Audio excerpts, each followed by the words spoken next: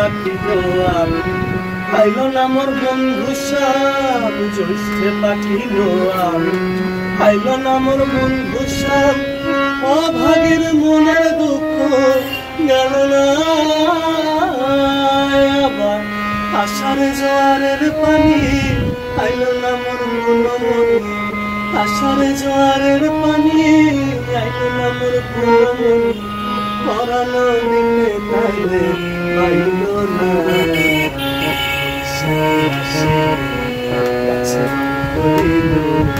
পরাণের বন্ধু আমার আইলো আসি গাছে পরাণের বন্ধু আমার আইলো। খুব ভালো কোয়ালিটি আছে এটা। এটা একটু খোলা যাবে।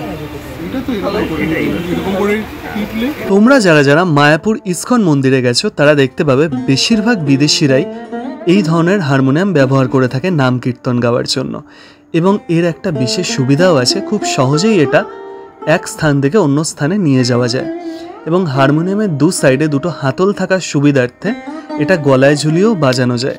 তাই শুভ কাকুর কাছে চলে যাচ্ছি, ইন ডিটেলস যদি একটু বলো। টোটালি সেগুন কাঠের আছে, ঠিক আছে, ফোল্ডিং আছে, ক্যারি করতেও সুবিধে এবং বাজাতেও খুব সুবিধে হয়। ছোটো আছে এবং টুসের রিড আছে, দেখতে ছোট কিন্তু টুসের রিড আছে এবং ভালো রিড দিয়ে আছে 1 নম্বর।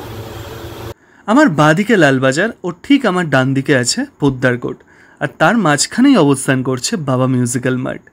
এই নামটা অনেকেরই জানা, যেহেতু আমার আগের ভিডিওতে আমি দিয়েছি বাবা মিউজিক্যাল মার্টের পার্ট 1-এর একটি ভিডিও, P47 রবীন্দ্র সরণি, কলকাতা 7,01,000, এবং আমি আমার ডেসক্রিপশন বক্সে বাবা মিউজিক্যাল মার্টের ইন ডিটেলস দেওয়া থাকবে। তোমরা যারা যারা নতুন তারা অবশ্যই এই দোকানটির সাথে একটু পরিচিত হয়ে নাও এবং তোমাদের পছন্দ মতো বাদ্যযন্ত্রটি এখান দিয়ে সংগ্রহ করতে পারো তোমরা।